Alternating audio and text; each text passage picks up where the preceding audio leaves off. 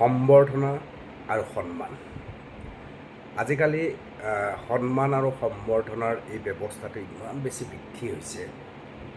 বহুত মানুহৰ সম্বৰ্ধনা বা সন্মানৰ প্ৰতি যিটো সন্মান থাকিব লাগে, এই সন্মান নোহোৱা হৈ গৈছে। আপোনালোকে সকলোৱে মন কৰিব, সামাজিক মাধ্যম খুলিলেও দেখিব যে প্ৰতি মাহতে কাৰোবাক নহয় কাৰোবাক, কোনোবাই নহয় কোনোবাই সন্মান দিয়ে আছে। সন্মান আৰু সম্বৰ্ধনাৰ ক্ষেত্ৰত অকণমান আমি মিতব্যয়ী হোৱা ভাল নেকি? যেতিয়াই তেতিয়াই যাকে তাকে সন্মান আৰু সম্বৰ্ধনা দিয়াৰ ফলত সমাজখনৰ প্ৰচুৰ ক্ষতি হোৱাৰ লগতে যাক সন্মান আৰু সম্বৰ্ধনা জনোৱা হয়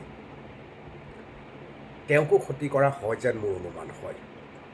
আজিকালি বিশেষ কাম এটা খুব ভালকৈ কৰিব পৰাই নাই, তেওঁক অমুক বঁটা দিয়া হ'ল বা তেওঁক অমুক সন্মান জনোৱা হ'ল, আনকি তেওঁক সম্বৰ্ধনা জনোৱা হ'ল, অথচ যিটো কামৰ কাৰণে তেওঁক সন্মান বা সম্বৰ্ধনা জনোৱা হৈছে সেই বিষয়টোত সেই মানুহজনে নিজেই বৰ বিশেষ পৰিপক্কতা লাভ কৰা নাই।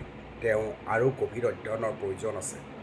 সেই বিষয়টো সম্পৰ্কত তেওঁ সম্পূৰ্ণকৈ জানিবলৈ, বুজিবলৈ আৰু আনক বুজাবলৈ তেওঁৰ হাতত পৰ্যাপ্ত সময়ৰ প্ৰয়োজন। কিন্তু সন্মান আৰু সম্বৰ্ধনা এনেকুৱা এক আকৰ্ষণৰ কাৰণ হৈ পৰিছে যে বিভিন্ন উপায়েৰে বিভিন্ন স্থানত এই সন্মান আৰু সম্বৰ্ধনাৰ আয়োজন হয়। আৰু প্ৰত্যেকৰে নিজা নিজা লক্ষ্য আৰু উদ্দেশ্য থাকে। যিসমূহে এই সন্মান আৰু সম্বৰ্ধনা জনায় তেওঁলোকৰ এটা নিজা লক্ষ্য থাকে। মই দেখিছোঁ যে আমাৰ বৃত্তিটো অৰ্থাৎ সাংবাদিকতাটো বহুতক যেতিয়াই তেতিয়াই বঁটা আৰু সন্মান দিয়া হয়। হঠাৎ মাতিলে সন্মান দিলে। যিসকলে সন্মান দিলে তেওঁলোকৰ লক্ষ্য হৈছে যাতে ছপা মাধ্যম আৰু বৈদ্যুতিন মাধ্যমৰ সৈতে তেওঁলোকৰ সম্পৰ্কটো ঠিকে থাকে, ভালে থাকে, যাতে তেওঁলোকৰ বাতৰিবিলাক প্ৰচাৰ কৰি থাকে। কেতিয়াবা এনেকুৱা মানুহ আছে যে তেওঁ কৰা অনীতি বা অন্যায়বিলাক লুকাই ৰাখিবৰ কাৰণেও তেওঁ সাংবাদিকবিলাকক ভালে ৰাখিবলৈ চেষ্টা কৰে। মই দেখিবলৈ সক্ষম হৈছোঁ যে সংগীতৰ ক্ষেত্ৰতো একেই অৱস্থা, সাহিত্যৰ ক্ষেত্ৰতো একেই অৱস্থা। সিদিনা মোৰ চিনাকি এগৰাকী লোকে জনালে যে তেওঁক এটা সন্মান দিব খোজা হৈছে গুৱাহাটীত, আৰু বিনিময়ত তেওঁৰ পৰা ৩,০০০ টকাৰ এখন পঞ্জীয়ন কৰি ল'ব খোজা হৈছে। তাৰমানে মানুহজনক সন্মান দিব, কিন্তু তেওঁক পঞ্জীয়ন কৰিহে সন্মান দিব। ই কেনে ব্যৱস্থা?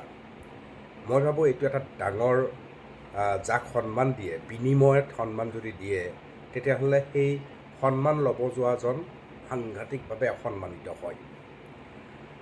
আৰু তেওঁ যে সেই সন্মানৰ আচলতে যোগ্য নহয়, বিনিময়ত সন্মান পোৱাসকলক আওপকে তেনেকৈ প্ৰতিষ্ঠা কৰে।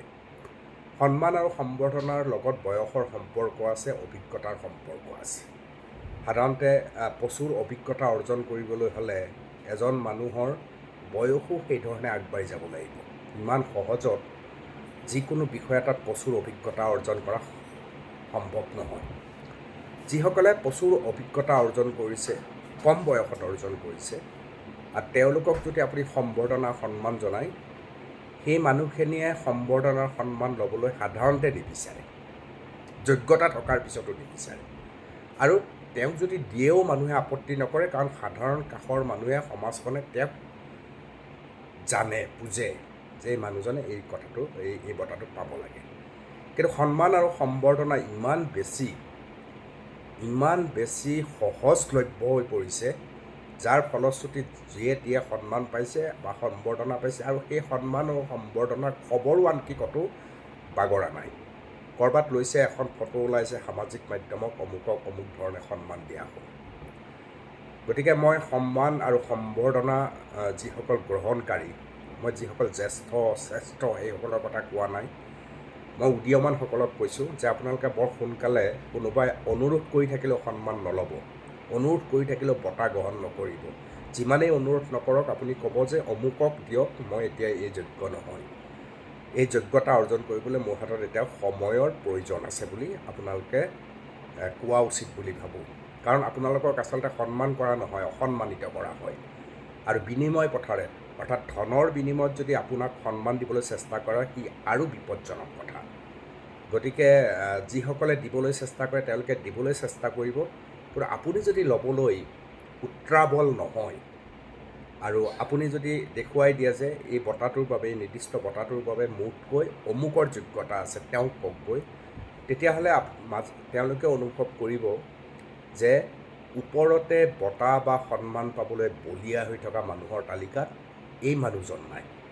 তেতিয়া আপুনি কি কৰিব? আপুনি কাম কৰাৰ এটা পৰিৱেশ পাব, সৃষ্টিশীলতাৰ এটা সুবিধা লাভ কৰিব আৰু আপুনি একোনপটীয়াকৈ কাম কৰি থাকিব পাৰিব। কিন্তু আপুনি কাম আধাই কৰা নাই, হঠাৎ ক'ৰবাত নি আপোনাক বঁটা এটা দি দিলে, সন্মান দি দিলে, আপোনাৰ কামটোক লক্ষ্যভ্ৰষ্ট কৰাত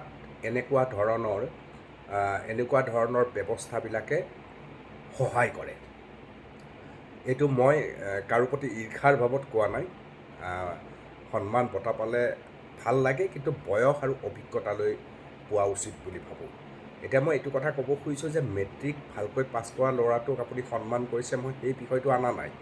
বা উচ্চতৰ মাধ্যমিক ভাল ৰিজাল্ট কৰিছে, APSCত ভাল ৰিজাল্ট কৰিছে, UPSCত ভাল ৰিজাল্ট কৰিছে, তেনেকুৱা ল'ৰাবিলাকক বা ছোৱালীখিনিক সন্মান দিলে তেওঁলোকৰ কাম কৰাৰ মানসিকতা আৰু বাঢ়ে, সমাজখনৰ প্ৰতি দায়বদ্ধ হয়।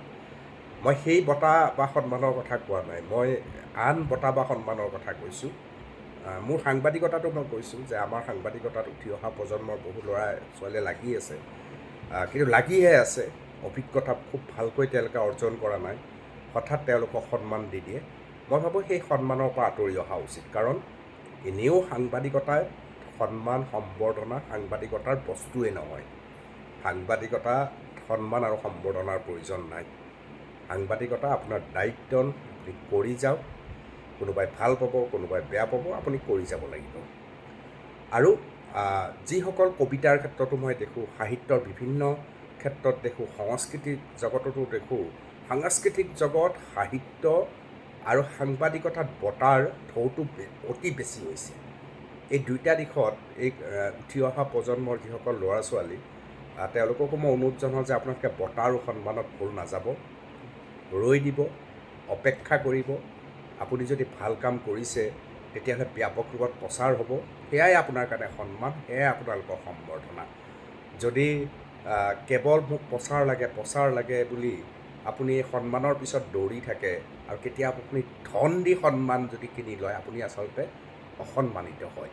এই কথাষাৰ সদায় মনত ৰাখিব। মই বহুতে মোৰ লগত যোগাযোগ কৰিলে মই কওঁ যে এনেকৈ বঁটা লোৱা অনুচিত, পইচা দি যে বঁটা একেবাৰে ল'ব নাপায়, আৰু তুমি যেনেধৰণৰ কাম কৰিছা, মই ভাবোঁ আৰু অলপ সময়ৰ প্ৰয়োজন আছে, তোমাক ৰৈ দিয়াচোন।